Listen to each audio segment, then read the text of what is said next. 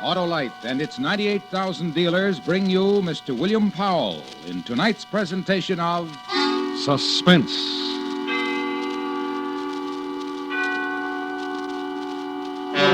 Tonight, a story based on fact. The true report of a chase through a city in an effort to find a killer. It's called The Barking Death. Our star, Mr. William Powell.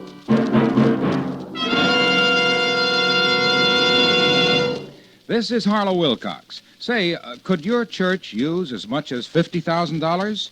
Well, you can help your church, hospital, school, or any other recognized local or national charity share in a total of $100,000 by registering now in the Autolite Family Charity Drawing.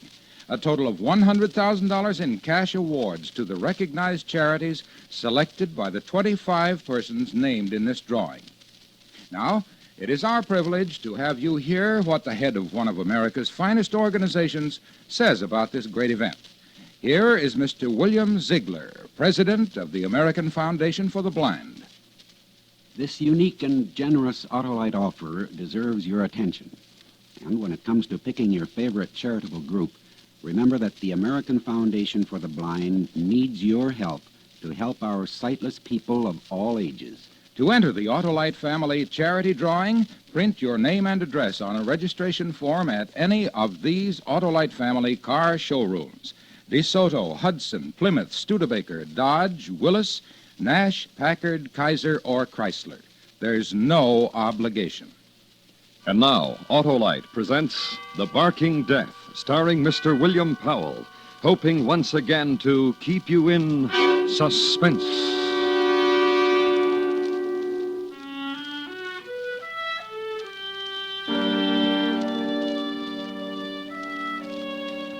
It's over now, and the town has settled down.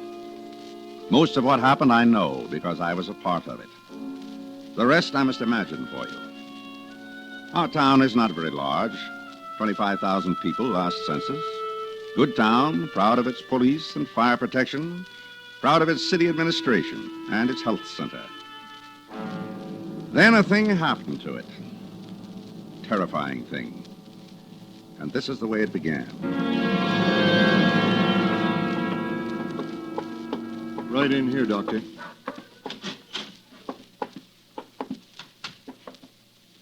Massive bite. Here. Cheek. How long ago? 10 days ago. Medicated it himself. A few hours ago, his wife called me. She wouldn't speak to me when I came in, Doctor. Upset. Yeah. Well, Mr. Garrison here has been a patient of mine for a long time. Whole family. Well, she called me and said her husband was complaining of headaches. Then had a spasm when he tried to drink a glass of water. And a certain excitability. I didn't know about the dog bite until I came over. What do you think? Where's the dog? That one you hear out in the backyard. He's on a leash, attached to a clothesline. Yeah, I'll get him down to the lab and run a saliva test. Observe him. What about Garrison here? Passed your treatment? You need me to say it for you, Doctor? If this man's got rabies, it's too late for anything at all.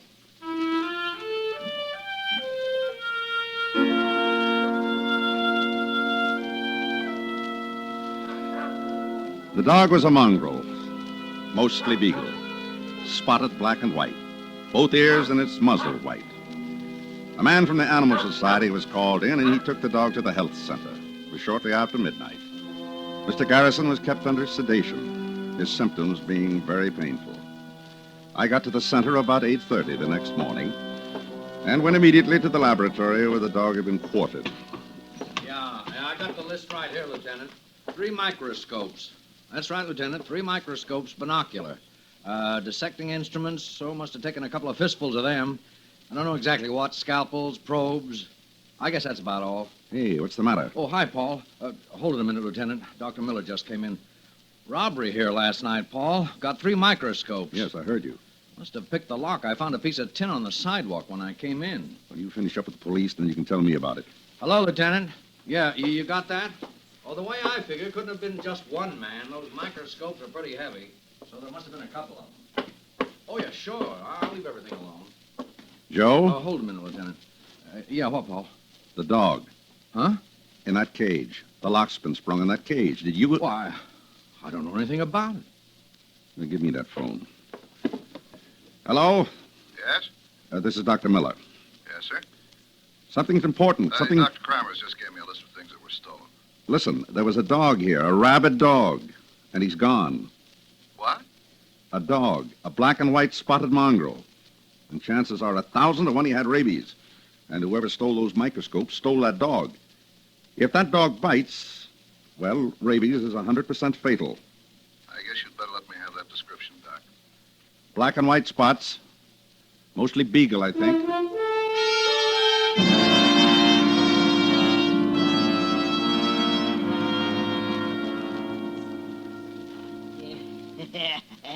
Where'd you get them crazy black and white spots, doggy? Doggy. Doggy, pooch. He's some more hamburger, doggy. Look at him. Look at him, Harry. Cliff. Nice doggy. What'd you take the dog for, Cliff? Pretty doggy. Merchandise ain't enough for you, Cliff? Microscopes, all that junk, you gotta take that there I hound? like pooches, Harry. Now leave me alone. I like pooches. That dog's got to go. Oh. Got to go. Now listen. Out with that dog, Cliff. I ain't gonna live in the same room with no animal. Now wait a minute, So Harry. you like the dog. Well, both of you, good day. Cliff's got You it. and the pooch. Doggy. Doggy, you're not liked. Gotta lose you, doggy. Now. Poochie. Poochie, little Poochie. We gotta go for a little walk, Poochie.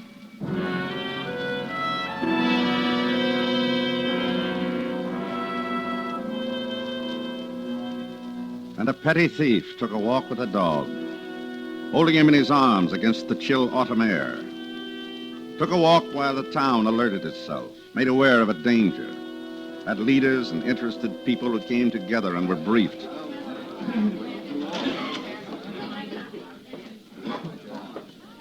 Now, everyone, find a chair and sit down, please. Dr. Miller, Yes? my name is Mrs. Stone, and Mrs. Stone, there'll be ample I've opportunity written down a question here, and I'd like to ask you. Is it the habit of this foundation to house a mad dog? The second part of my question is, who is responsible for the laxity in letting this dog escape so that he is a menace to the community and its people? That's my question, Dr. Miller. And as a housewife and a woman who, well, I would like to hear what you have to say. Mrs. Stone, this meeting was called for the press and any interested parties just to answer that kind of question. The dog was under observation to make certain he was rabid. But the fact remains, What fact remains? somebody was incompetent. That's all I have to say. Dr. Miller, Mr. Collins, my paper is questioning your methods. what about? All this publicity.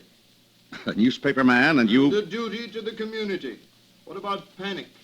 What about it? Well, scaring people about an animal on the loose, an animal that might kill you.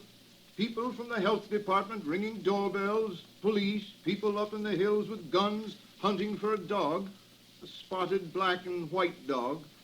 Little ridiculous, huh? Is it? That's the question I asked you, Doctor. Yes, you did. Dr. Kramos, Yes, Doctor? are you ready with the film? All ready. Will one of you people switch off that light, please? Now, in this projector is just a few feet of film of a child suffering from rabies. I think all of you should see it. Okay, Doctor.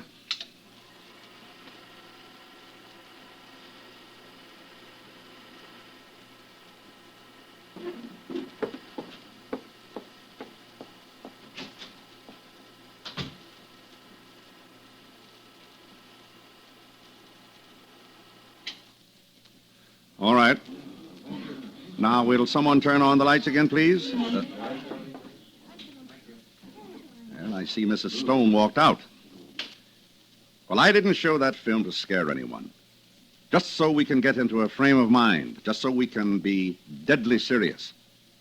Somewhere in our town is an animal which has a deadly disease. And whoever he bites, if that person does not receive immediate treatment, that person will surely die. You mean anybody who gets rabies? Will surely die. Without treatment, it's 100% fatal. Now, Dr. Kramas, can I have that chart? Of course, Doctor. Drawing of human nervous system. To make a simple point, the virus of rabies attacks the nerves, travels them till it reaches the brain. The closer to the brain the bite is, the less time it takes for the awful symptoms you just saw to appear. Then, death. And I'll repeat it. Once the virus reaches here, it is 100% fatal.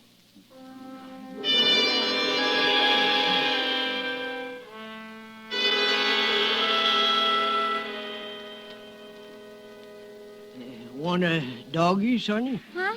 Pretty little doggy. You can have him. Honest? Just you be nice to him, that's all. My mother wouldn't let me have him. Oh, pretty little pooch. Here, feed him. Feed him right back here between his floppy little ears. Could keep him in the garage, though, and not tell Mom. Just so you be good to him. That's my house right over there, and right in back's a garage, and nobody hardly goes in there. We use it for storage mostly, and Mommy wouldn't know I had him. Now, he likes meat and bones. I know about doggies. He needs something warm. Put a cushion down. Yes, sir. Well, handle him nice. What's his name? Pooch. Aw, what kind of name? Look, you want him or don't you want him? Come here, doggy. Come here, pretty doggy.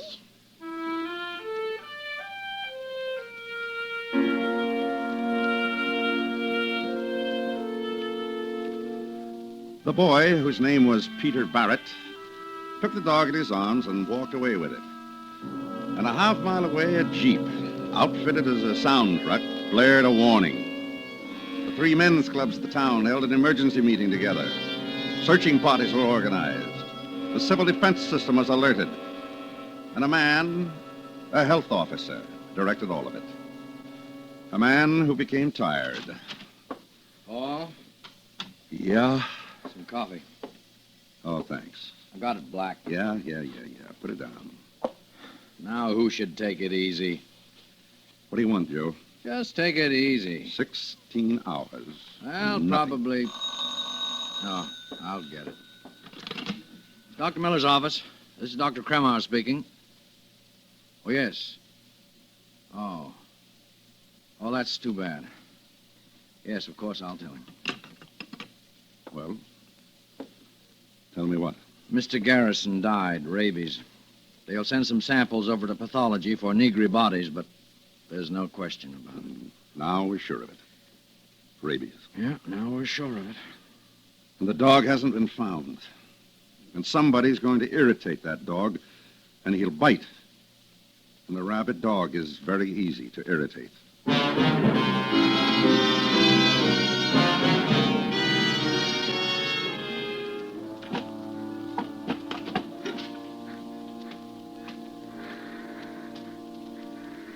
Hi, doggy.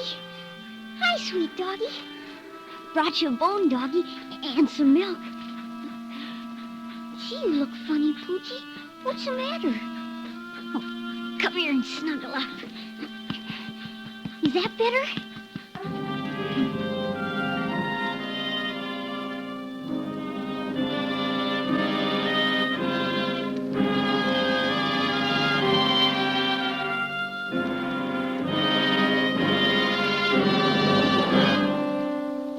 Autolite is bringing you Mr. William Powell in The Barking Death, tonight's presentation in radio's outstanding theater of thrills, Suspense.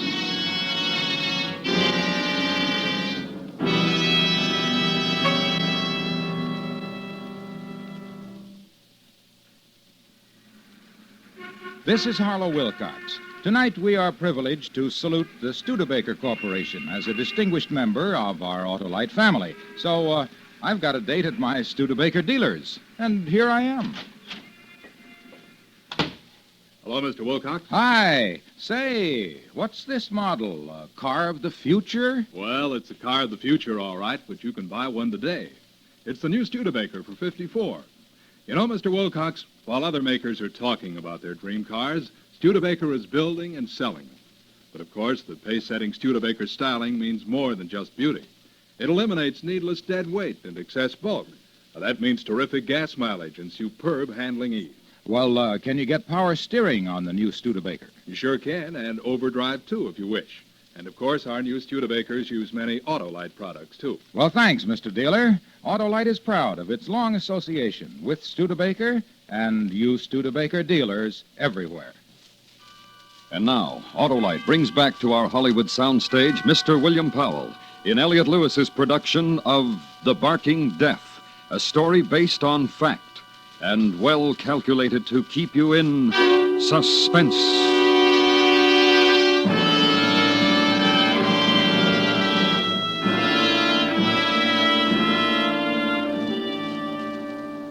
A child of the town nuzzling his cheek against death. Something he was hiding away. Child's secret. As every child has and is entitled to a secret. And in another place of the town, the place of test tubes and experiment and statistics, the town's health center and my office. Hello, Yes? Dr. Miller. Yes? What can I do for you? I'm Mrs. Roki. You sit down. All those advertisements about a dog Yes? on the radio and the newspapers. Yes? You know where? Oh, yes. You know where it is? Is that what you're saying? Oh, but first you must understand something, Dr. Miller. What?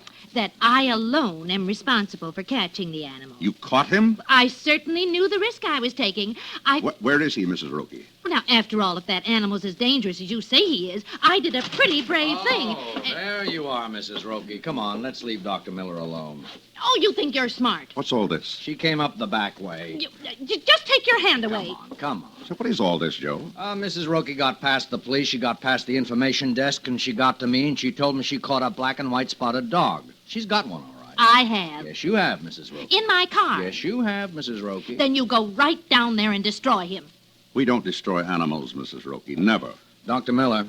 Yes? Now, you listen here. I caught a mad dog, and She's got a little chihuahua down there, not the dog we're looking for. Mrs. Roki wants her picture in the paper, don't you, Mrs. Roki? You don't really know what's going on right now, do you? Now, come on, let's get out of here. Oh, all that bother about a dog. Oh, probably no such thing as rabies anyhow. Come on. Mrs. Roki. Mrs. Roki, pray that that animal doesn't bite anyone.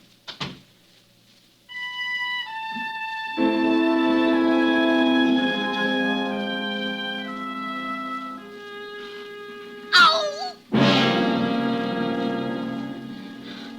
What'd you do that for? Why did you bite me?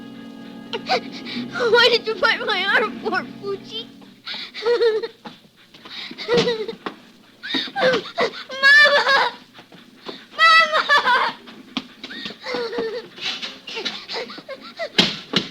Mama? Mama? Mama!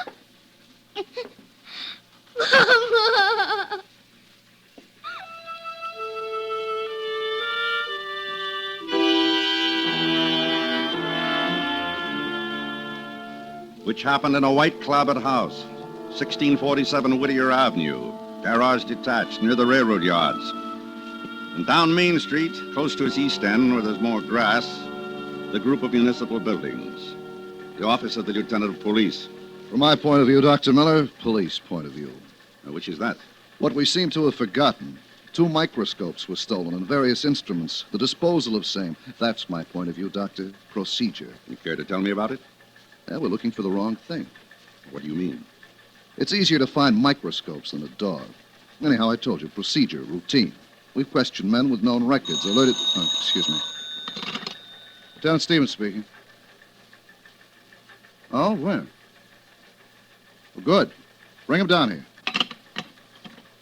I said routine, Doctor, and you didn't seem impressed. Suitably so, Lieutenant.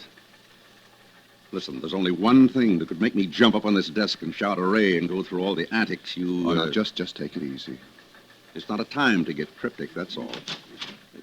Oh, thanks, Sergeant. That'll be all. Sit down. What's your name? Wood. Harry Wood. Vagrancy. Started out like that, sir. Yeah, that's what the sergeant told me over the phone. He said you yelled you weren't a vagrant, and they took you home to find out. And they found a microscope. Then he's the... I said routine, Doctor, and you didn't seem impressed. Spotting a vagrant is routine. Is it all right if I... Sure, go ahead. You stole the microscope from the health center, didn't you? Yes, sir. 3 microscopes and instruments and a dog. Yes, sir. Where's the dog? I don't know. Now, listen, you. What did you do with that dog? I said I didn't know. Cliff took the dog. What's he talking about, Lieutenant? Cliff, the other man. There was more than one, remember? And he took the dog. And I made him get rid of it. How? I didn't ask him how he got rid of it. He got rid of it. Well, where is he? Where is this Cliff? Lieutenant, ask him where... Now, look, the sergeant said he went back to this man's room. No one was there, or the 2 other microscopes, or the instruments. I don't know where he went. I'm going to say it to you again, Doctor. Routine. Mostly that pays off more than anything else. Now it's a matter of finding a man named Cliff.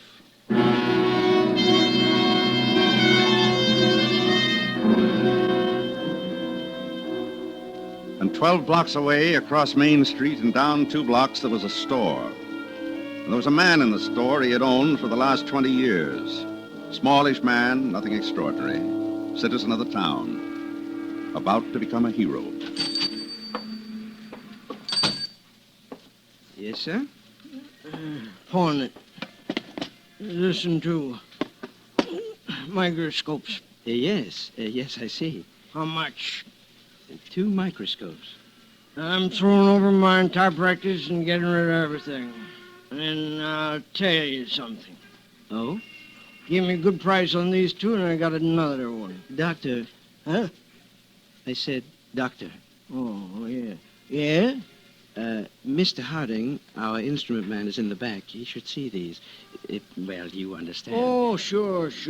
You're just the violin and suit man, and Mr. Harding's... The instrument man. Oh, sure. Wait here. I'll be right back. Well, you just tell Mr. Harding the doc's in a big hurry.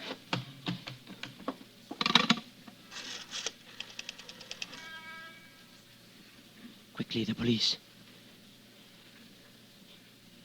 Hello? This is Carl Roberts on 3rd Street, pawn shop. A man just came in, a little bit drunk, came in with 2 binocular microscopes, both of them Bosch and Loom. Says he has another one, claims he's a doctor, but... Oh, just a second. Serial number, G1135... Ain't no Mr. Harding. Talk to the phone. Give me those. Now, sir. Get out of the way and give me those microscopes. You're a dirty little thief, that's what you are, breaking into the health center and stealing, and that's where these microscopes come from. Get out of my And that way. animal you stole, that dog, the whole town is looking for. I said get out of my way. Oh, no, you don't. Okay, you asked for it. Help.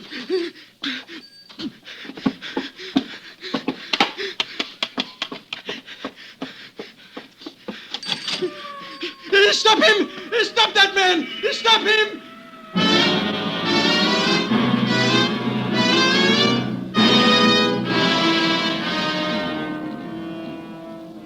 The man who owned the pawn shop had been in business for the last 20 years. A smallish man, nothing extraordinary, citizen of the town, who became a hero. Who caught a thief named Cliff Loomis. And Loomis confessed to his thefts. And a little later, I had a chance to speak with Loomis. About a dog. Look, I've been on a toot. A dog with black and white spots and white muzzle. What do you want from me? You got your junk back? What's so important about a lousy dog? Look, the police have been to your room and he's not there. I asked you a question. What's so important about a Did he bite you? You crazy. Did he? Bones he bit. Me, he wagged his tail for. A very nice dog. I want to show you something. Huh? Here, look at them.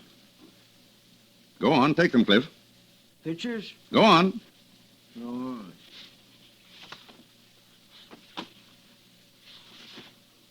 Doc, Yes? you must be crazy carrying around pictures like these. Pictures of people dying, Cliff. That's what I mean, pictures like these. People bitten by a rabid animal, What does that mean? like that dog you stole. What? It had rabies, Bit somebody, they'd... unless they were treated in time. Doc, Yep. I gave the dog to a little boy. Where? Where, Cliff? Doc, Where? I don't know. Listen, Cliff. No, I'm not kidding, Doc. I don't know. I told you I've been looped. This is the jolt that makes me all of a sudden not looped, and I'm telling you true, I don't know where the kid is. Yeah? Doc,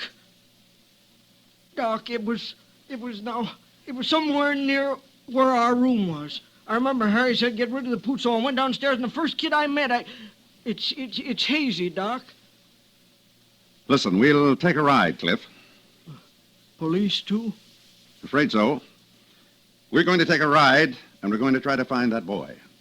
Ring a lot of doorbells and ask a lot of questions. And find him, right? Okay.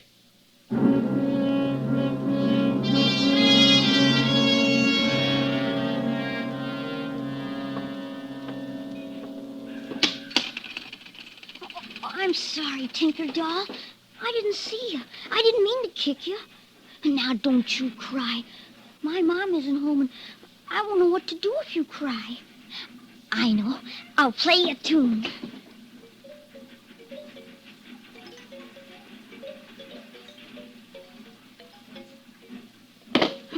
Better? I got hurt, too. It doesn't hurt so much anymore. Poochie didn't mean to bite me. Should we play records, Tinker Doll? All right. Diddle, diddle, dumpling, my son John went to bed with his stockings on. One shoe off and one shoe on. Diddle, diddle, dumpling, my son John. Hello? Hello.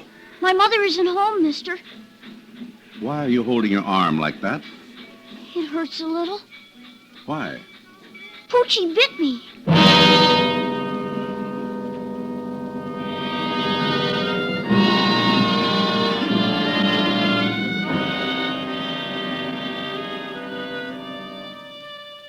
Then he told me where the dog was. The dog with the black and white spots. The deadly animal who had bitten no one else. We had gotten there in time. The boy was treated and got better in a town that slept well that night.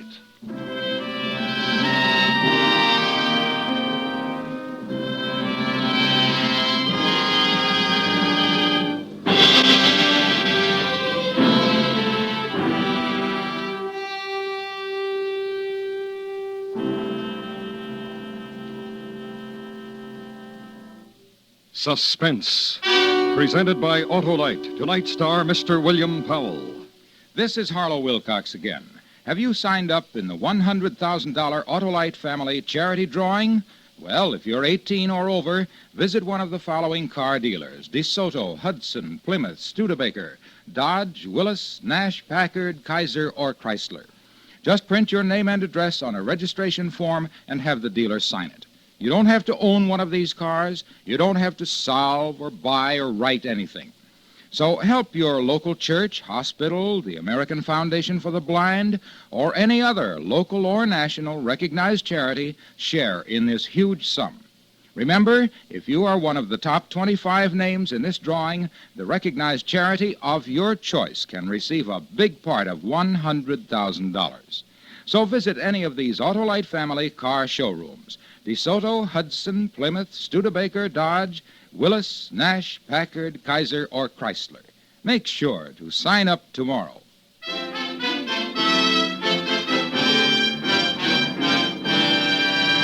Next week, the story of a man who wanted to apologize for threatening a stranger. And when he got there, the stranger was dead, and the police were waiting. It's called Circumstantial Terror. Our star, Mr. Ronald Reagan. That's next week on Suspense. Suspense is produced and directed by Elliott Lewis, with music composed by Lucien Morowick and conducted by Lud Gluskin. The Barking Death was written for Suspense by Morton Fine and David Friedkin. Featured in the cast were Junius Matthews, Dick Beals, Ted Bliss, Joseph Kearns, Jack Crucian, Gene Wood, Paula Winslow, and Hy Averback. This is the CBS Radio Network.